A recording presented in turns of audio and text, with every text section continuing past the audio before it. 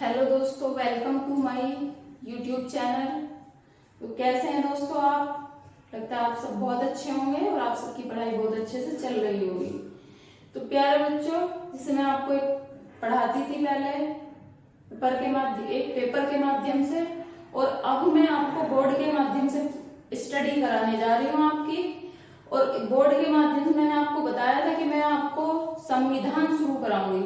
शुरू में ही मैं आपको संविधान कराऊंगी, और यकीन मानिए मैं आपको संविधान इस तरह कराऊंगी, आपका कोई भी वनडे एग्जाम हो, जैसे आपका यूपी पुलिस ले लो, एसएससी जीडी ले लो, यूपी ट्रिपल एससी का आपका कोई भी एग्जाम हो, ये देखिए बीएड वगैरह के तो एग्जाम आते रहते हैं। तो किसी भी प्रकार का ये मान लीजिए यूपीएसआई, यूपी पीसीएस लेवल तक का मैं आपको संविधान कराने जा रही हूँ।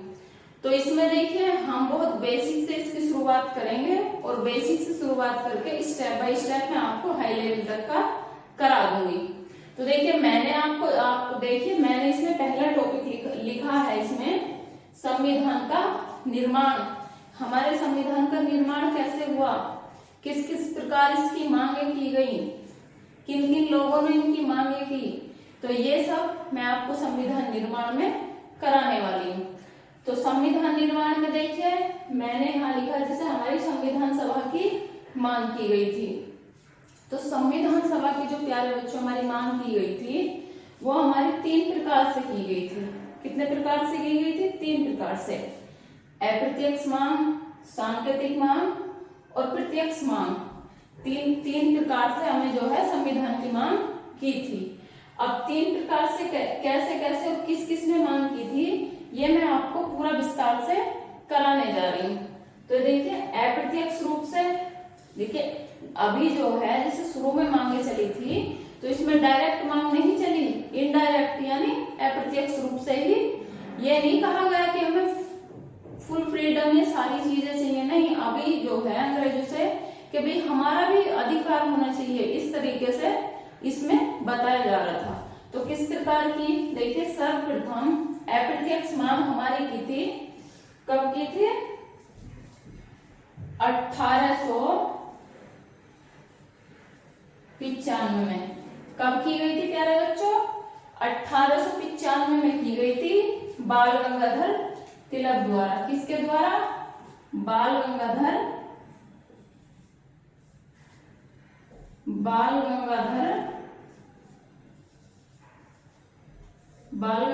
तिलक द्वारा सर्वप्रथम। देखिए मैं इसको जो है ये मैं लिखूंगी सांकेतिक मांग में जब लिखा जाएगा, क्योंकि इतना स्पेस इस पे नहीं है, तो मैं बाद में इसको नंबर 2 पे लिख दूंगी। और बाल गंगाधर तिलक सर्वप्रथम मांग जो की थी, संविधान सभा के निर्माण की जो मांग की थी, वो सबसे पहले बाल गंगाधर तिलक जी ने की थी। कब की थी? 1895 में की। और इन्होंने जो है स्वराज विधेयक के माध्यम से जो है इन्होंने मांग की। किसके माध्यम से?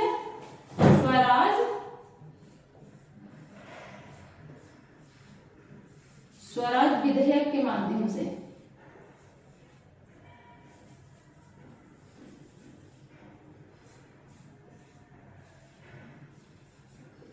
स्वराज विधेयक के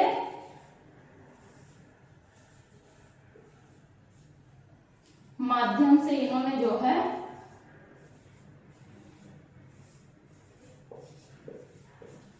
इन्होंने कहा कि भाई हाँ हमारा जो है हमारा भी एक संविधान होना चाहिए। तो ये सबसे पहली बार किसने कहा था? बाल गंगाधर तिलक जी ने स्वराज विधेयक के माध्यम से। उसके बाद कहा 1906 में दादा भाई नौरोजी ने। किसने कहा? 1906 में कहा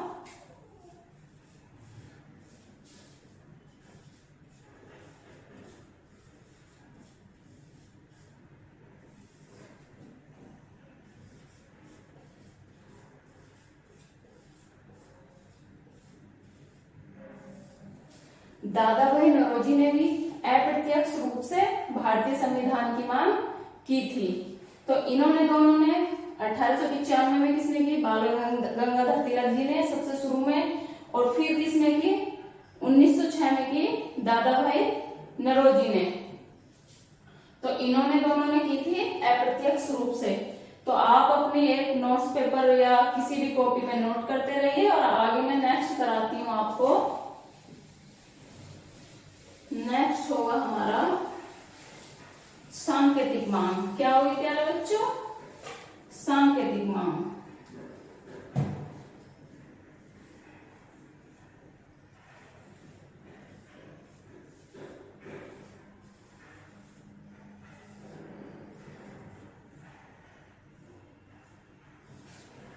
अप्रत्यक्ष मांग में मैं आपको करा चुकी और अब कराऊंगी। अब है सांकेतिक मांग। सांकेतिक रूप से जो मांग शुरू की थी वो 1922 ईस्वी में हमारे महात्मा गांधी यानी गांधी जी ने शुरू की थी। किसने की?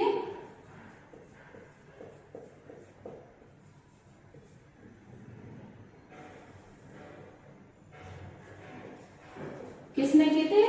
महात्मा गांधी जी ने की थी। यानी गांधी जी ने कहा था कि भारतीयों का जो संविधान होगा वो भारतीयों की इच्छा के अनुसार होगा। जैसा भारतीय चाहेंगे वो उस प्रकार का होगा। आपके माध्यम जैसा आप चाहोगे, यानी ब्रिटिश से कहा था, ब्रिटिशों से या अंग्रेजों से, कि जैसा आप चाहोगे वैसा संविधान अब हम नहीं बनाएंगे, वो हमारी इच्छा के अनुसार होना चाहिए हमारा संविधान। और इसकी मांग की थी सबसे प्रथम बार महात्मा गांधी ने 1922 में। उसके बाद 1922 के बाद फिर हमारी मांग की 1927 में।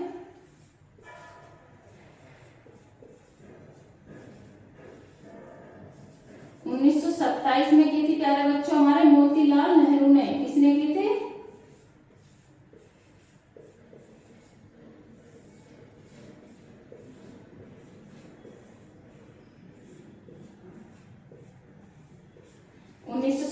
में की हमारे मोतीलाल नेहरू जी ने स्वराज। और इन्होंने जो है इन्होंने स्वराज सभा की मांग की थी। मोतीलाल नेहरू जी ने क्या किया था प्यारे बच्चों?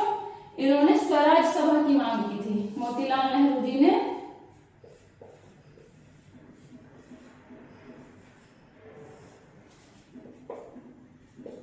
स्वराज्य की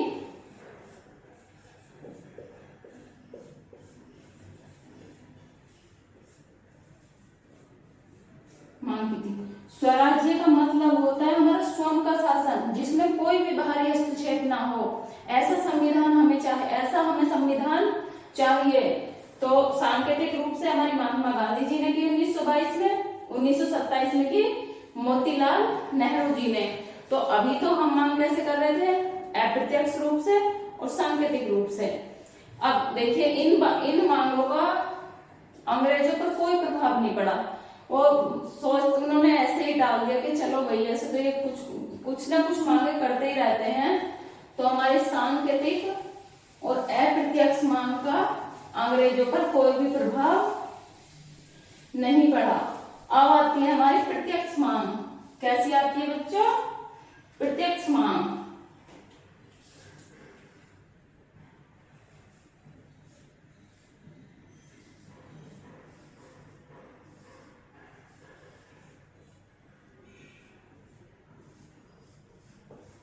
और प्रत्यक्ष मांग में सबसे पहले प्रत्यक्ष रूप से कि नहीं अब तो हमें चाहिए ही चाहिए और संविधान अपना बनाना ही बनाना है जो हमारी इच्छा के अनुसार हो। सबसे पहले 1934 ईस्वी में एम.एन. राय यानी मानवेंद्र नाथ राय जी के द्वारा 1934 में की गई थी। किसके द्वारा? 1934 में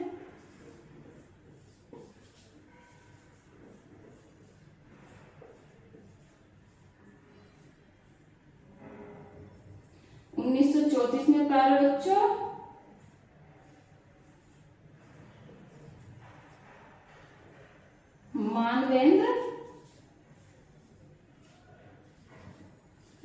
मानवेंद्र नाथ रॉय, और इनको अधिकतर लिखते हैं एम.एन. रॉय। क्या लिखते हैं?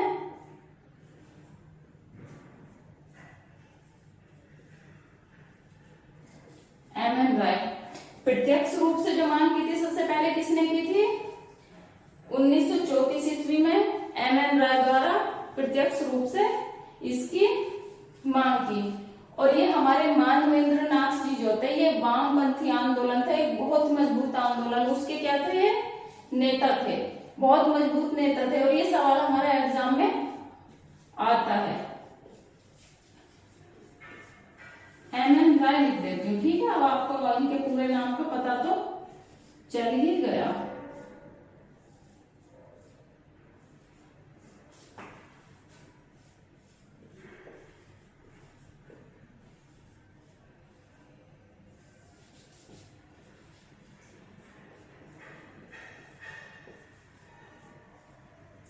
वामपंथी आंदोलन के क्या थे प्यारे बच्चों, ये प्रमुख नेता।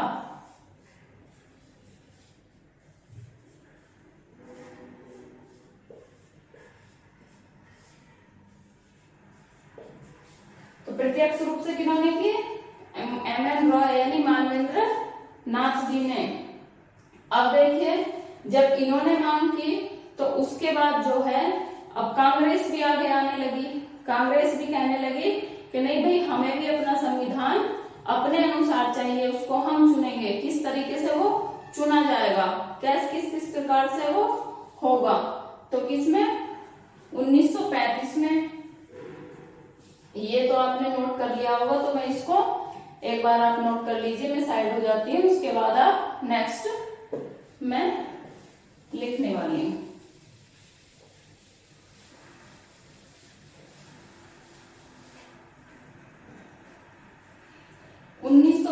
में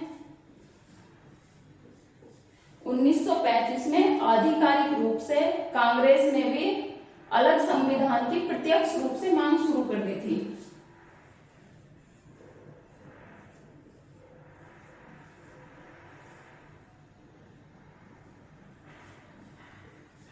कांग्रेस ने भी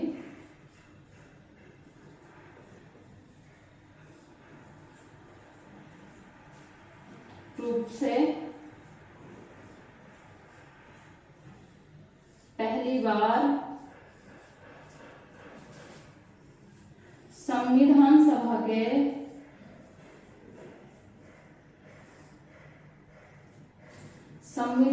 संविधान के निर्माण की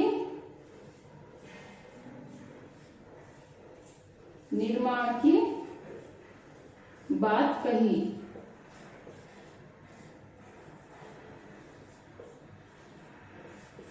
देखिए, उधर प्रत्यक्ष रूप से भी होने लगी, इन्होंने भी अब तो कांग्रेस में भी बात उठने लगी। और कांग्रेस जो है एक बहुत बड़ी पार्टी थी।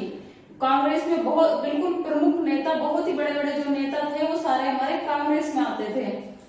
तो अब लगा अंग्रेजों को, ब्रिटिश सरकार को लगा कि नहीं भाई, अब तो कुछ ना कुछ अधिकार इन्हें देने ही पड़ेंगे।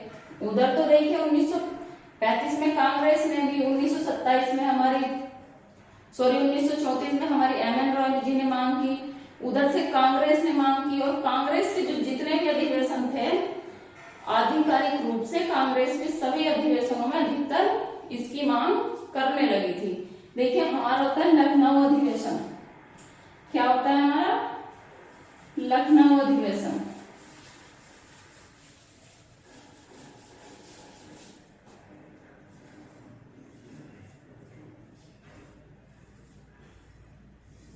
लखनऊ अधिवेशन होता है हमारा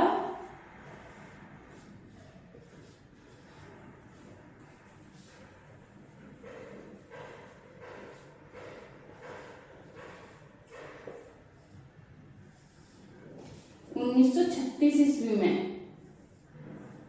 कितने में होता है? 1936 ईस्वी में। 1936 ईस्वी में हमारा होता है लखनऊ अधिवेशन। और 1900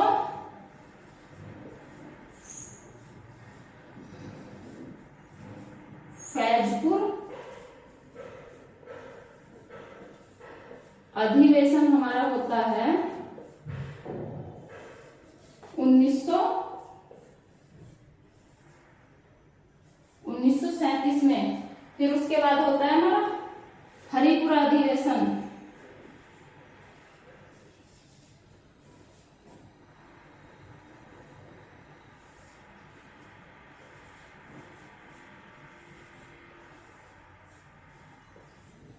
क्या होता है प्यारे बच्चों हमारा 1938 में होता है हमारा हरिपुरा अधिवेशन। और देखिए इन तीनों ही अधिवेशनों में कांग्रेस ने प्रत्यक्ष रूप से आधिकारिक रूप से कहा कि हमें एक संविधान चाहिए, संविधान हमें सभा चाहिए। तो ये तीनों अधिवेशनों में कहा गया था। तो पहले जो दो अधिवेशन है लखनऊ अधिवेशन और फैजपुर अधिवेशन, इनके अध्यक्ष कौन थे?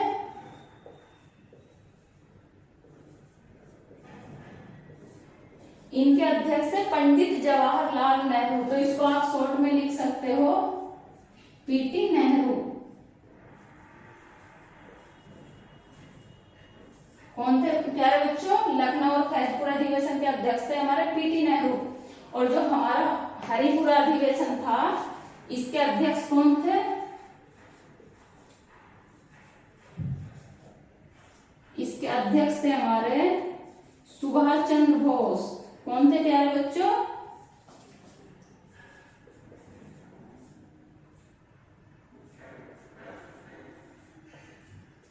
देखिए एग्जाम में आता है कि लखनऊ अधिवेशन 1936 के अध्यक्ष कौन है? पंडित जवाहरलाल नेहरू। और किस अधिवेशन में जो है संविधान सभा की प्रत्यक्ष रूप से मांग की गई थी? तो क्या लगाओगे आप आंसर? एक हमारा लखनऊ अधिवेशन, एक फैजपुर अधिवेशन और एक क्या था हमारा हरिपुरा अधिवेशन। दो के अध्यक्ष पंडित जवाहरलाल नेहरू और इसके अध्यक्ष थे हमारे सुभाष चंद्र बोस। तो अब अंग्रेजों के कानों में भनक पड़ने लगी कि नहीं भाई अब तो हमें संविधान बनाना ही पड़ेगा। मतलब संविधान तो खैर वो क्या ही सोचेंगे, उन्होंने कहा कि कुछ ना कुछ अधिकार तो इन्हें देने पड़ेंगे। एक तो देखिए यहाँ पे प्रत्यक्ष रूप से दबाव पड़ने लगा उन पे, ऊपर से हमारा ये तो आपने नोट कर लिया होगा मेरे बच्चों,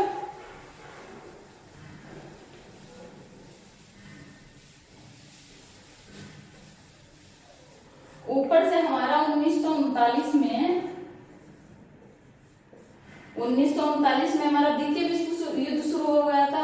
द्वितीय विश्व युद्ध में एक तरफ थे मित्र राष्ट्र और एक तरफ थे धुरी राष्ट्र।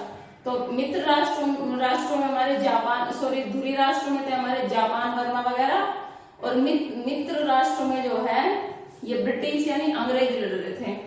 तो क्या हुआ, इनकी जबरदस्त हार होती जा रही थी। द्वितीय विश्व युद्ध में बहुत तगड़ी इनकी हार हो रही थी।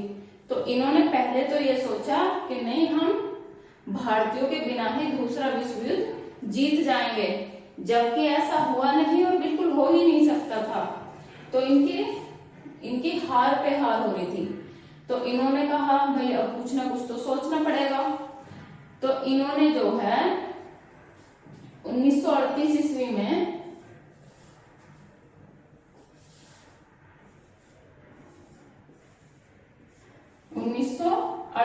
में भी मैंने पढ़ाया था। इसके अध्यक्ष कौन थे? पंडित जवाहरलाल नेहरू। बताइए कौन थे? इसके अध्यक्ष थे सुभाष चंद्र बोस। इसके अध्यक्ष थे सुभाष चंद्र बोस। तो इसमें जो है पंडित जवाहरलाल नेहरू ने कहा कि भारतीयों का जो संविधान होगा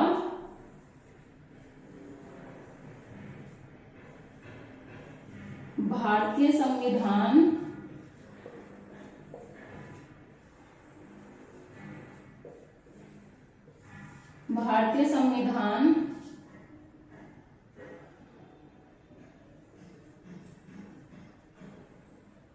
भारतीय जो संविधान है वो बिना किसी हस्तक्षेप के,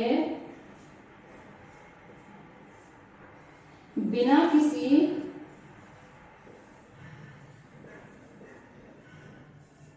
बाहरी हस्तक्षेप के भारतीयों द्वारा निर्वाचित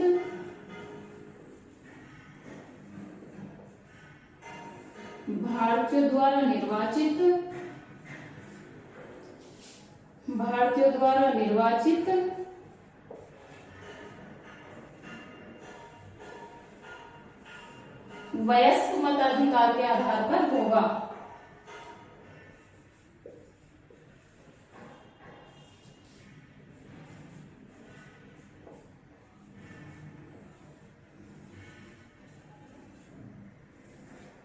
मताधिकार पर होगा। ये किसने कहा था? ये कहा था पीटी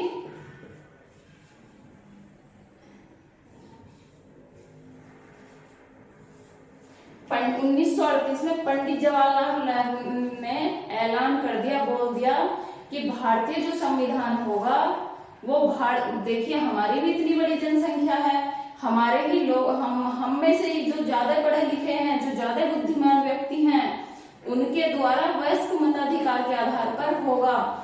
अब इसमें कोई भी बाहरी हस्तक्षेप नहीं होगा, यानी तुम्हारा कोई भी हस्तक्षेप हमें नहीं चाहिए। इसको हमारे द्वारा निर्वाचित, हमारे द्वारा चुने गए व्यक्तियों के द्वारा बनाया जाएगा।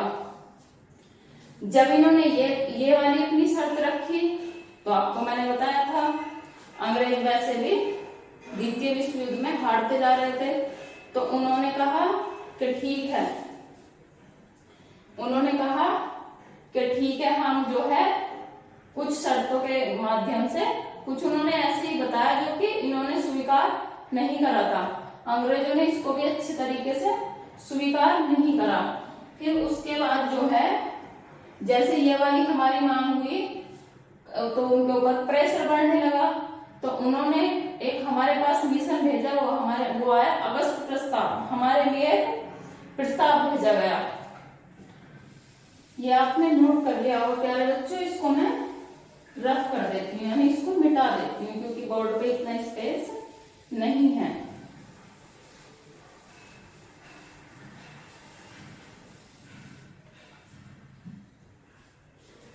तो इसमें जो है उन्होंने अगस्त प्रस्ताव भेजा, तो अगस्त प्रस्ताव कब आया था?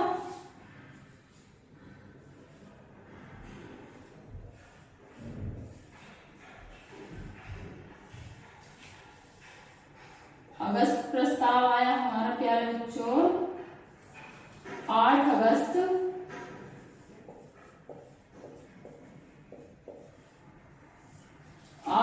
1940 को। कब आया हमारा 8 अगस्त? अगस्त प्रस्ताव आया हमारा 8 अगस्त 1940 को। जब हमारा अगस्त प्रस्ताव आया तो अगस्त प्रस्ताव में देखिए उन्होंने क्या कहा, हमें कुछ के कहा कि हम तुम्हें जो है ठीक है, आप कुछ चीजों को हमारी तरफ हम बताएंगे कि किस तरीके से बनाना है, कुछ शक्ति हम तुम्हें दे देंगे, लेकिन मेन पदों पर, मेन चीजों पर शक्ति जो है हमारी होगी। तो उन्होंने जो है अगस्त प्रस्ताव के माध्यम से क्या भेजा, उन्होंने जो है अगस्त प्रस्ताव में हमें डोमेनियन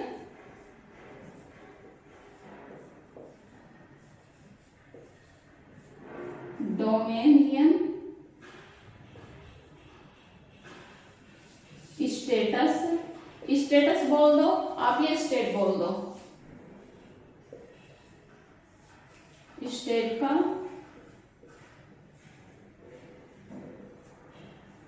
दर्जा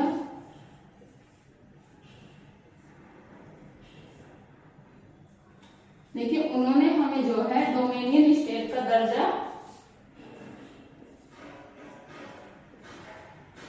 देने की बात कही।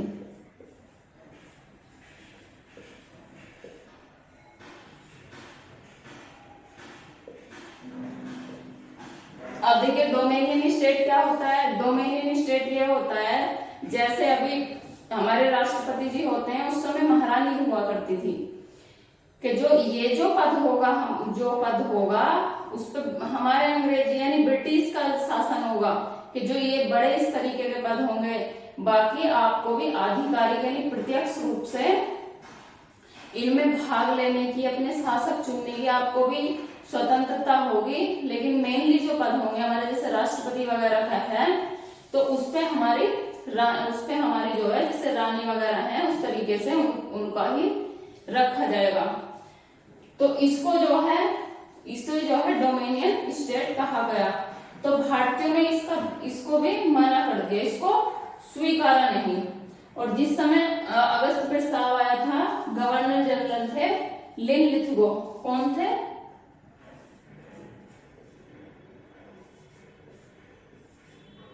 गवर्नर जनरल कौन थे? उस समय थे लिन लिथगो। कौन थे प्यारे बच्चों?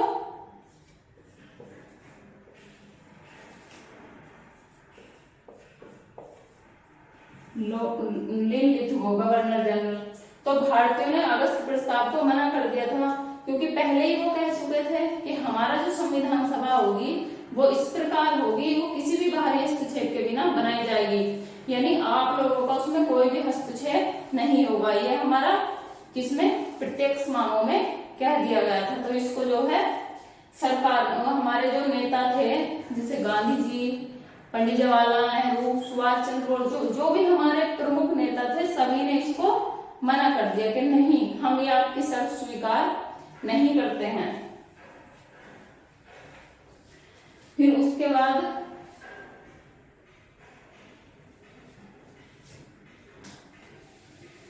इसके बाद देखिए उन्होंने जो है क्रिप्स मिशन भारत भेजा, क्योंकि आपको पता है उन्हें तो बहुत जरूरत थी, उनकी दिन पे दिन उसमें द्वितीय विश्व युद्ध में हार होती जा रही थी। तो उन्होंने सोचा, भाई उन्होंने आपस में सोच विचार किया कि किससे मिला जाए, कैसे। वो वास्तव में इतनी शक्तियां हमें देने वाले नहीं थे, ये तो मान लो एक लॉलीपॉप की तरह दे रहे थे कि किसी तरीके से ये भारतीय व्यक्ति मान जाए, युद्ध में शामिल हो जाए, और जैसे ही समझ लो हमारी जीत हो, हम इन पे फिर से दबदबा बना ले। लेकिन भारतीय भी अब इनकी चाल को समझ चुके थे, वो इनके चाल में आने वाले नहीं थे। जब इनका देखिए इन सब से बात, अगस्त प्रस्ताव से भी बात नहीं बनी, उसको भी भारतीयों ने साफ साफ मना कर दिया। तो फिर इन्होंने जो भेजा, इन्होंने भेजा क्रिप्स मिशन। क्या भेजा प्यारे बच्चों?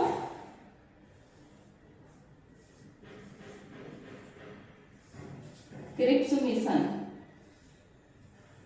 और क्रिप्स मिशन कब भारत आया? मार्च 1942 में। मार्च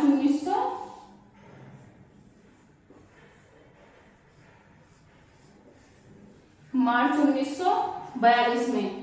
अब इन्होंने क्या कहा, जब मार्च 1942 में वो आया क्रिप्स मिशन, तो इस क्रिप्स मिशन को कौन लेके, एक सदस्यीय मिशन था, कौन लेके आया था? Stafford Cripps. कौन लेके आया था इसको?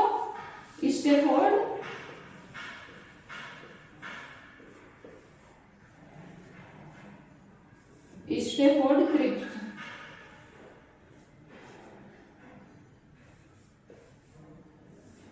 कौन लेके आए थे प्यारे बच्चों इसको? Stafford Cripps. अब उन्होंने कहा ठीक है, जो हमने वो बात कही थी महारानी वाली, उसको भी हम वापस लेते हैं। अब आप एक काम करिए, आप जैसा चाहते हैं उस तरीके से अपनी संविधान सभा का निर्माण कर सकते हैं, वो हम आपको करने देंगे, लेकिन इस समय जो हम पे विपत्ति आई हुई है आप उसमें साझा हुई, आप हमारा साथ दीजिए। और समझो जैसे ही हम द्वितीय विश्व युद्ध में जीतते हैं तो हम जो है आपको पूर्ण आजादी दे देंगे और आप अपनी संविधान सभा का निर्माण अपने आप कर सकते हैं। तो अब जबकि वो देने वाले ऐसा कुछ थे नहीं, उन्होंने तो सोचा बस जीत जाए, किसी तरीके से भारतीय मान जाए युद्ध में जाने के लिए। लेकिन भारतीय, हमारी जो कांग्रेस हमारी पार्टी थी, उसके जो सदस्य थे, एक से एक बढ़िया, कोई वकालत करता था, कोई वकील था, कोई डॉक्टर था, कोई टीचर था, इस तरीके से सभी अच्छे व्यक्ति थे, सभी उनकी चाल को अच्छी तरीके से समझने लगे थे। तो इसका जो है विरोध किया गया, स्टैफोर्ड क्रिप्स मिशन का विरोध किया गया।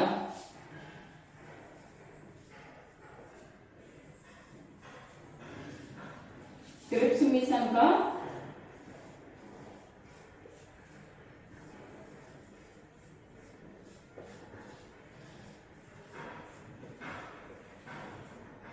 विरोध किया गया। क्या किया गया प्यारे बच्चों? और गांधी जी ने तो इसको क्या बताया? इसको बताया पोस्ट डेटेड चेक, यानी पोस्ट डेटेड चेक का मतलब क्या होता है?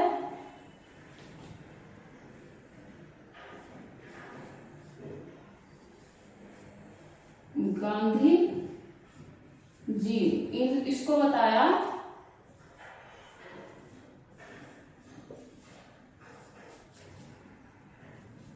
पोस्ट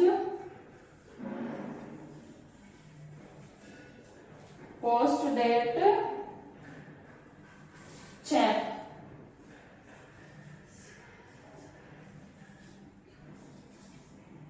पोस्ट डेटेड चेक यानी पोस्ट डेटेड चेक, इसका मतलब क्या होता है? पोस्ट डेटेड चेक का मतलब ये होता है कि मान लिया हमें रुपयों की जरूरत तो आज है, हमें पैसों की जरूरत, आपने मान लिया आपने हमें कोई चेक दिया, आज हमें सख्त जरूरत पैसों की है, लेकिन चेक पे जो तुमने साइन किए वो 2 दिन बाद के किए। कितने के किए? 2 दिन बाद के किए। तो आज तो हमें सख्त जरूरत है, तो 2 दिन बाद हो सकता है हमारे पास कहीं से बहुत ज्यादा पैसा आ जाए, तो हमें जिस पैसे की जरूरत आज थी और उस पे 2 दिन बाद के साइन हुए हैं, तो वो चेक हमारा किस काम का? किसी भी काम का नहीं है ना। तो इसको और इसको कहा है दिवालिया बैंक। दिवालिया बैंक और पोस्ट डेट चेक, इस तरीके के इसको नाम दिए गए। और इसको भी हमारे जो नेता थे उन्होंने स्वीकार नहीं किया और इसका पुरजोर व्यवहार किया, विरोध किया। और इसमें जो विरोध किया था, सबसे ज्यादा विरोध किया था हमारा मोहम्मद अली जिन्ना ने। मोहम्मद अली जिन्ना जी जो थे उन्होंने सबसे ज्यादा इसका विरोध किया था। और यहीं से देखिए हमारे जो है क्रिप्स मिशन के द्वारा, क्रिप्स मिशन आने के बाद ही हमारे इसकी भारत और पाकिस्तान अलग अलग दोनों की मांग होने लगी। यहीं से आगे जो पढ़ाया जाएगा, जिसे कैबिनेट मिशन होगा, उसमें पूरी तरह भारत और पाकिस्तान का विभाजन कर दिया जाएगा। तो इसके बाद वो नेक्स्ट क्लास में कराया जाएगा। तो प्यारे बच्चों, आज की क्लास आपको कैसी लगी कमेंट्स बॉक्स में बताना ना भूलें। अगर आपको लगता है आपको कुछ समझ नहीं आया या कुछ लगता है कि भाई हमें ये पूछना है, तो आप कमेंट्स के माध्यम से पूछ सकते हो। और अगर आपको क्लास पसंद आई हो तो मेरे चैनल को सब्सक्राइब करें, वीडियो को लाइक करें और अपने दोस्तों में भी शेयर करें। मिलते हैं नेक्स्ट वीडियो में। Okay, bye bye.